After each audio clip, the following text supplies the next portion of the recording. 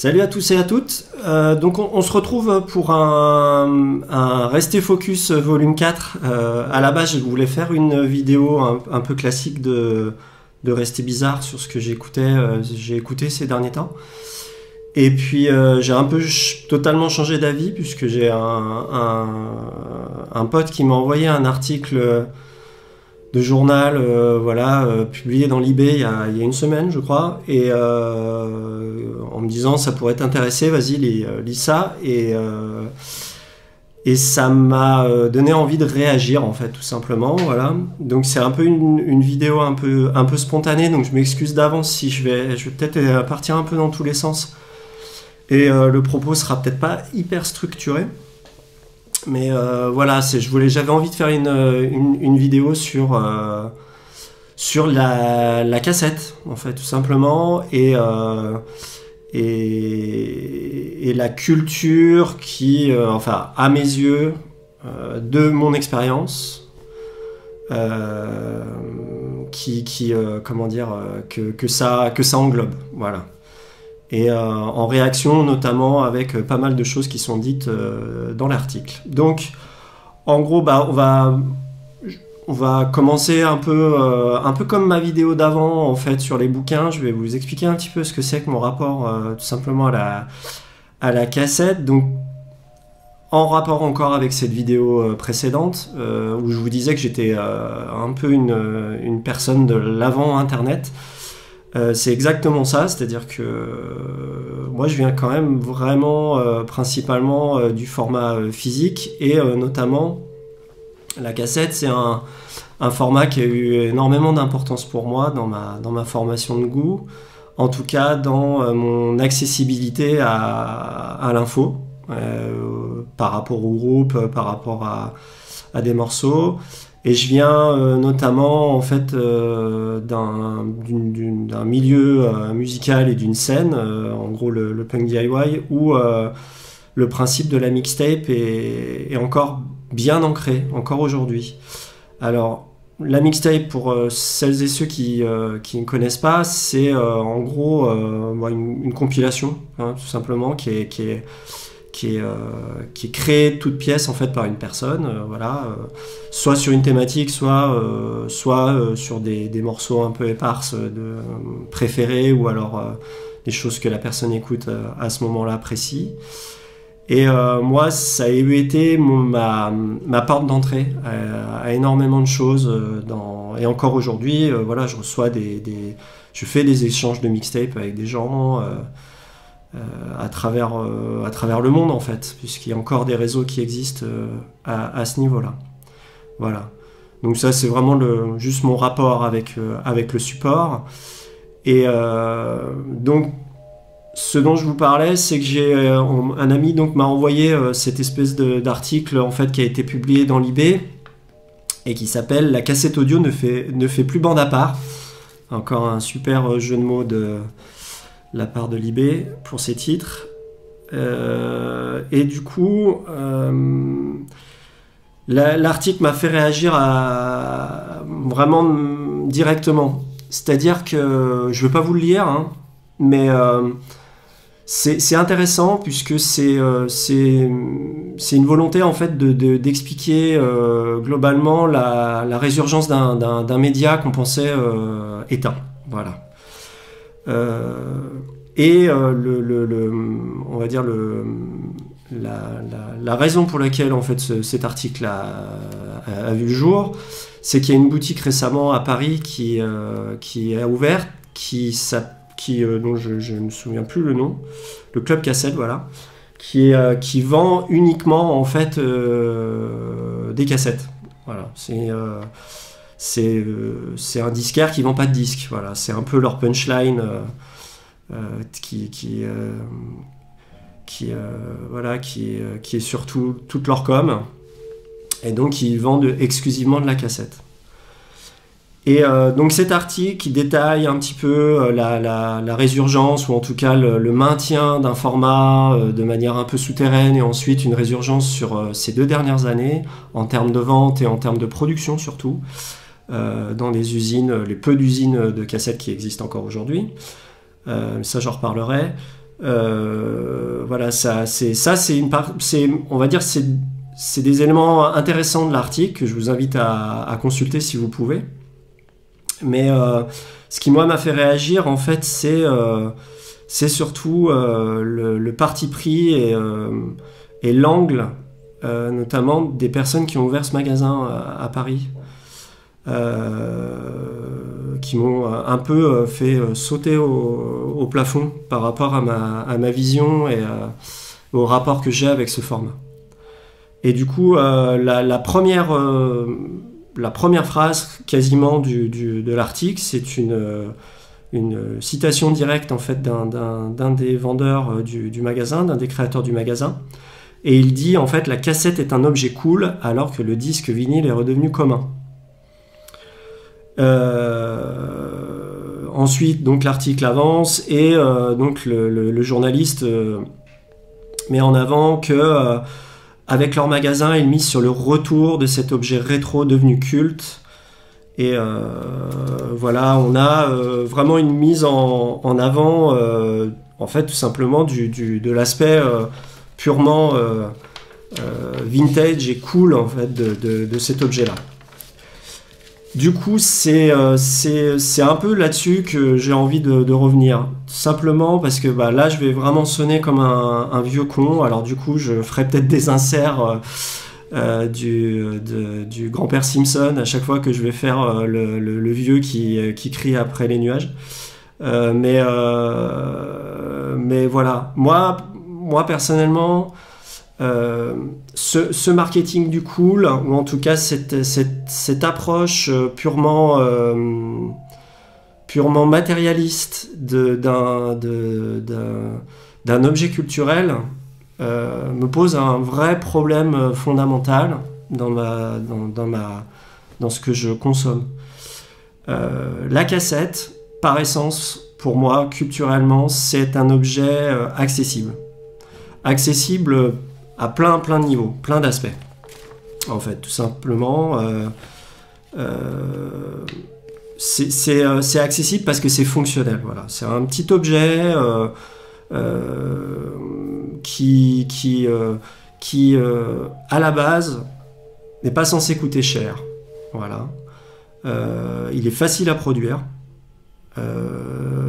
C'est un format qui est facilement exportable, c'est-à-dire que si vous venez à faire vous-même des cassettes, vous verrez que c'est beaucoup plus simple d'envoyer une cassette dans une petite enveloppe à bulles ou à l'autre bout de la planète, et ça vous coûtera bien moins cher que d'envoyer un LP. En termes de rentabilité, c'est si vous voulez rester sur des petites échelles, que ça vous coûte pas trop cher, voilà, c'est hyper important. C'est aussi des cassettes, vous pouvez les dupliquer vous-même, vous pouvez aussi les faire produire de manière pro dans les quelques usines de pressage qui existent. Mais même si vous le faites produire dans une usine de pressage, vous pouvez faire vraiment des toutes petites séries. Vous pouvez faire 10, 20 cassettes, c'est possible, quoi. Et ça vous coûtera pas non plus les yeux de la tête, quoi. La cassette aussi, c'est pour moi dans la bulle dans laquelle j'évolue encore et que j'évoluais étant ado, voilà. Comme je vous disais au début de la vidéo, c'est vraiment un objet qui tourne autour de l'échange, voilà. Contrairement à un LP ou à tout autre format, le CDR par exemple quand il est arrivé, ou même le MP3, la dématérialisation de la musique, on peut aussi envoyer des mix en ligne. Voilà. Et la cassette, c'était exactement la même chose. Et je trouve que c'est encore le cas. Et moi, la plupart du temps, je produis moi-même des cassettes avec mon label, France Bizarre, et m'arrive très souvent de les échanger, en fait, contre d'autres cassettes d'autres labels où ça me plaît, où ça m'intéresse. Et c'est aussi une forme de soutien, voilà, c'est la forme du trade, comme c'est ancestral dans toutes les histoires de labels dans le monde de la musique indépendante. Et ça, ce que cet article oublie, je trouve, de vraiment de mettre en avant, c'est c'est cet aspect-là, quoi, tout simplement. Cet aspect de l'objet accessible, peu cher, voilà. Et là où j'ai un vrai problème vis-à-vis de cette culture, de ce marketing du cool, en fait, voilà, on va balancer les gros mots directs, c'est que ça crée des bulles spéculatives, comme c'est le cas aujourd'hui avec le vinyle, par exemple. Ou aujourd'hui, acheter du neuf peu importe où, c'est tout de suite 25-30 balles le LP, voilà. Et la cassette qui avait donc toujours cette espèce de vocation, moi en tout cas, parce que c'était le cas en fait dans les années 80 et 90, c'est-à-dire que si j'avais pas l'argent pour me payer le LP, ben, je me prenais la cassette, voilà. Et c'était toujours un format qui était beaucoup moins onéreux, parce que en fait c'est pas un objet non plus dingue en termes de qualité sonore. Ça, il ne faut pas le cacher non plus. C'est-à-dire, il ne faut pas nous vendre l'objet du cool à partir du moment où les 3/4 des cassettes qui sont produites encore aujourd'hui ont un bruit de fond absolument énorme. Voilà, toutes les personnes qui sont un peu amateurs de ce format-là et qui continuent d'en acheter savent de quoi je parle. C'est-à-dire qu'il y a énormément de souffle sur une cassette, voilà. Il y a aussi une saturation en fait qui existe et qui peut être très intéressante pour le transfert d'une source sonore sur une bande cassette. Moi j'utilisais beaucoup la bande cassette comme quand je faisais de l'enregistrement pour obtenir des grains de saturation, des choses comme ça. Mais c'est aussi voilà, une détérioration du son de base. Donc la cassette c'est pas un objet d'audiophile, quoi. C'est simplement un objet accessible. Et c'est pour moi c'est une culture presque militante en fait de garder cet objet accessible et pas voilà pas une espèce d'éphéméra ultra cher comme on peut aujourd'hui trouver des cassettes à 20 balles de disques qui ont été pressés en LP ou en cassette à l'époque à des millions d'exemplaires, quoi. Et voilà, et aujourd'hui, juste parce que c'est sous ce format-là et qu'on en a chiné quelques-unes, bah, les gens vont complètement péter les plombs et vendre ça à des prix exorbitants. Donc voilà, ça c'était ma c'était ma hot take sur ce sujet-là. Et là où je vais mettre un petit bémol, et c'est là où je vous disais que je trouvais que l'article était intéressant aussi, c'est qu'il y a quelques personnes en fait qui parlent aussi à travers l'article, notamment des disquaires qui eux distribuent énormément de cassettes, eux-mêmes déjà depuis longtemps, et notamment ce disquaire là qui s'appelle Balade Sonore, où je suis jamais allé mais tout le monde m'en a dit que du bien. Et on voit que lui, il sait de quoi il parle en fait. Voilà. Il dit la cassette n'a jamais complètement disparu, ce qui est vrai. Hein. Moi, je vous présenterai après une série de cassettes que voilà, j'ai fait une petite sélection et vous verrez que voilà, nous, nos cassettes, les cassettes démo, les cassettes de nos albums respectifs avec les groupes de ma scène, on en a toujours, quoi. Et du coup, voilà, ce qu'il dit, c'est elle a survécu dans le milieu indé, le punk, le hardcore, l'expérimental, le reggae, le hip-hop et aussi dans la musique arabe ou africaine. C'est un objet qui restait peu cher à fabriquer. Donc là, il utilise le passé pour une raison principale, c'est que vraiment maintenant, on a très peu il existe peu de manufactures de cassettes. On a la chance en France d'avoir une des dernières, la plus grosse, voilà, qui s'appelle,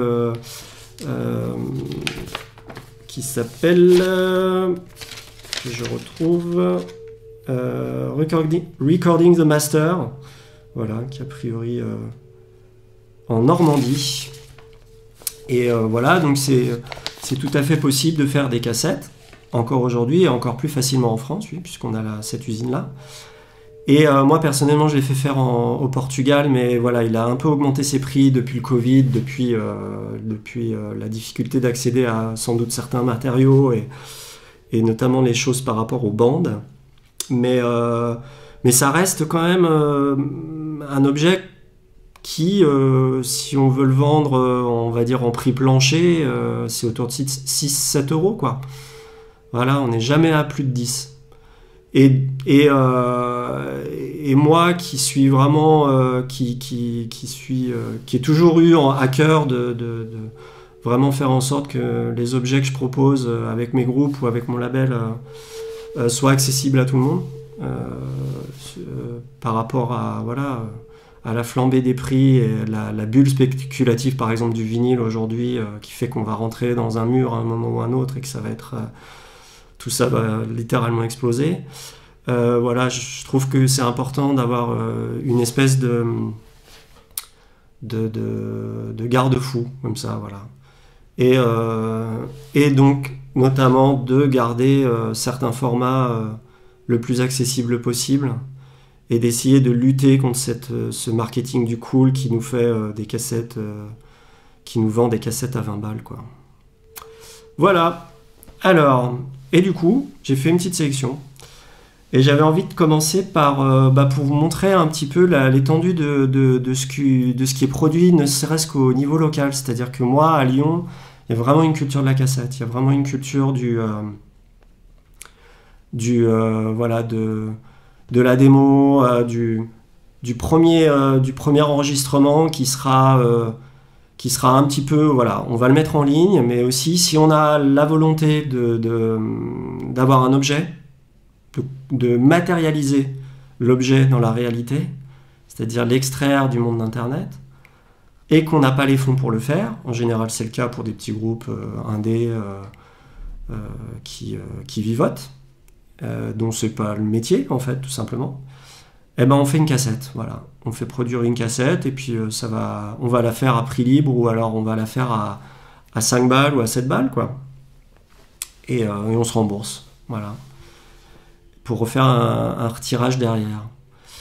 Et ensuite, peut-être, éventuellement, on fera des 45, on fera des LP ou simplement on fera plus que de la mise en ligne des morceaux de manière dématérialisée si on a envie de sortir un peu du délire...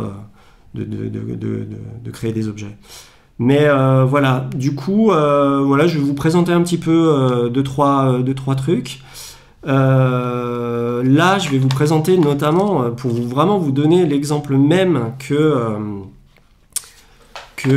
c'est vivant et que ça existe, c'est que cette cassette, elle est sortie littéralement hier. Voilà. Donc c'est une cassette d'un groupe de punk rock sud-américain qui s'appelle Attaque Zero et qui est sorti en fait sur le label d'un ami qui s'appelle Sorcerer Record, Sorcerer comme le film de Friedkin, et qui en fait sort uniquement de la cassette avec vraiment une qualité une super qualité d'objet fini, voilà. Donc là on a une tempographie, les livrets ils sont imprimés en riso, voilà, donc on a vraiment une belle impression risographie, c'est un petit peu comme de la sérigraphie mais imprimé, alors c'est entre l'offset et la sérigraphie on va dire, reprenez-moi si je suis un peu léger sur les termes, je suis pas imprimeur. On a même un seau voilà, gaufré du label, voilà, c'est des objets, alors je parlais du marketing du cool, c'est pas moi je suis pas contre la beauté d'un objet ou l'aspect esthétique et tout ça, bien au contraire, c'est juste qu'il faut savoir s'entendre sur les termes, et que cette cassette là elle m'a valu 6 balles. Donc on peut faire de beaux objets et pas perdre d'argent, et en même temps de pas prendre les gens pour des idiots, et de rester dans le domaine de la normalité, quoi. Et du coup, il avait sorti aussi cette cassette de Ignition Block M, qui est un espèce de groupe de noise punk japonais, voilà, avec qui on avait fait sur une tournée au Japon, puisque j'avais un groupe avec Xavier qui fait ce label. Il a également sorti cette excellente cassette de Hive Hits, qui est un groupe de punk hardcore japonais aussi de Tokyo, avec des espèces de légendes de la scène de là-bas. Donc voilà, ça c'est un label local qui sort des cassettes très très régulièrement. Là, il y a ce groupe-là, Les Remplaçants, qui est un groupe de power pop avec Guillaume, le guitariste, qui est là de Attack Way Zero, qui est revenu vivre à Lyon en France et qui donc fait ce groupe de power pop, qui est un excellent groupe du coin, qui mélange, on va dire, les replacements avec ouais, vraiment cette power pop 70s, avec un chanteur qui peut faire penser un peu, Alex, sa voix, ça peut faire penser un petit peu au Electric Hills, voilà, une voix hyper au perché. Et je vous conseille d'aller écouter, ils ont mis ça en streaming un peu sur toutes les plateformes et puis aussi sur Bandcamp. Et du coup, voilà, les Remplaçants, c'est vraiment un excellent groupe local.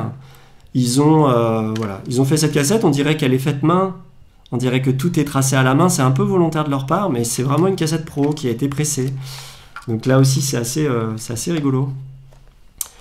Là, on va sortir un peu du champ du punk hardcore pour vous prouver aussi que la cassette, c'est vraiment un truc vraiment plus large que ce qu'il ne paraît. Là, il y a ce groupe, au fait, qui s'appelle Michel Chemin, qui va bientôt jouer, d'ailleurs, qui joue dimanche avec Rien Virgule au niveau local, qui fait une musique, on va dire, entre de la librairie et de la musique, on va dire, de la pop un peu baroque, voilà. Et c'est de la musique instrumentale. C'est excellent, vraiment excellent. Ça aurait presque mérité, ça mériterait d'être pressé sur plein d'autres formats. Mais eux ont choisi la cassette, puisque simplement c'est un format, comme je vous disais, peu cher, et puis qu'ils ont pu distribuer assez facilement. Il me semble qu'il leur reste des cassettes. Et du coup, il y a Antoine donc de Michel Chemin, Antoine Bosch, en fait, qui a sorti cette cassette qui s'appelle Descente chromatique, voilà, qui est un projet solo, qui est un peu, on sent, on l'entend dans Michel Chemin, on entend sa manière, voilà. Et là, c'est vraiment lui tout seul, quoi. Et donc, c'est ça qui est intéressant de voir un petit peu sa patte, tout simplement, quand il n'est pas accompagné des autres musiciens de son groupe. Et le format cassette, il offre aussi cette liberté-là, en fait, de sortir très facilement des projets annexes. Et donc, c'est une espèce de foisonnement assez fou, voilà, de ce que une scène locale peut offrir, quoi, si la scène locale est un peu branchée sur ce format-là. Je vais vous citer aussi ce groupe-là, parisien, qui s'appelle Violent City, en fait, qui fait une espèce de hardcore à la japonaise, avec vraiment des petits côtés Burning Spirit, c'est-à-dire des petits côtés métal, heavy metal. Voilà, et c'est un groupe que j'ai vu plein de fois en concert, c'est excellent. Et donc ils ont sorti leur démo, leur première démo en cassette, il y a l'année dernière, voilà. Là, je vais retourner en fait sur un label local, puisque récemment, du coup, j'ai eu contact avec Mathéo, donc qui est derrière le label Afadi Plein, et qui sort en fait de la musique expérimentale. Et donc, il m'a proposé, comme je vous disais, on a fait un échange de cassettes avec mes sorties France Bizarre, que je vous présenterai après. Et voilà. Et donc là, ça, c'est son projet Chloé Eclipse. Voilà, qu'il a sorti à très petit exemplaire. Le packaging est assez sommaire, quoi. Mais au niveau de la musique, c'est assez intriguant. Ça m'a fait penser à Nurse with Wounds. Alors je lui ai demandé si c'était une de ses influences, et il m'a dit ne pas connaître. Donc je trouve que c'est des heureux accidents d'arriver à toucher du doigt quelque chose qui moi me parle, tout en n'étant pas son influence. Enfin, après on entend ce qu'on veut, hein, dans la musique au final. Et il a sorti donc sur son label Afadi Plein Cette cassette, dont je n'arrive pas à le lire, le Tunkurta, je crois, Junkurta, voilà. Moineau écarlate. Et c'est en fait de la musique répétitive à base de loops, en fait, qui sont faites de manière live. Donc je crois que ça, c'est un live. Et on est un peu dans l'ambiance expérimentale, avec vraiment des jeux de texture hyper intéressants. Et j'ai vraiment beaucoup aimé cette cassette que je vous conseille. Donc allez écouter tout ça sur Bandcamp, sur le label Afadi Plein.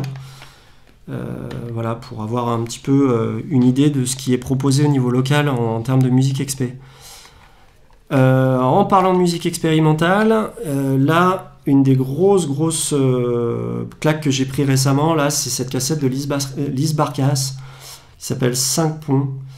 Et Lise Barkas, c'est vraiment... alors, il y a cette espèce de cliché de dire le pont entre la modernité et la tradition. Voilà, un espèce d'effet journalistique facile, mais on est un peu là-dedans quand même, vraiment, sur cette cassette. Voilà, là, sur la façade, en gros, c'est 2 morceaux d'une vingtaine de minutes, chacun sur une face. Elle va jouer de la vielle à roue uniquement de la vielle à roue sur la face A et uniquement de la cornemuse sur la face B. Et c'est toute l'autre façon de jouer ces instruments-là qui sont mis en œuvre sur cette cassette. Et donc ça renvoie à des disques de musique trad qui moi me parlent. Mais ça a aussi un pied aussi dans l'expérimental. Voilà. Et donc cette cassette de Lise Barkas, 5 ponts, si vous avez l'occasion de la croiser, chopez-la. Alors bon, moi elle m'a coûté un petit peu cher parce que le label est suisse, mais en fait la cassette en tant que telle ne coûtait pas très cher. Et évidemment, comme d'hab, c'est les frais de port qui ont fait les frais de port et les frais de douane qui ont fait s'envoler tout ça. Et du coup, je vous parlais de moi, mes cassettes, ce que je fais. En gros, moi je sors des petites compiles, voilà, France Bizarre. J'en suis au volume 3 et j'ai fait un hors-série aussi avec des chanteuses des années 70, un peu entre le poème et la musique politique, on va dire.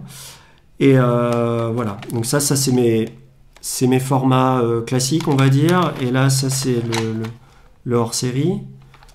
Et l'idée, en fait, c'est de documenter, moi, mon cheminement dans le digging. C'est-à-dire vraiment tout ce que j'ai trouvé, tout ce que j'ai essayé tout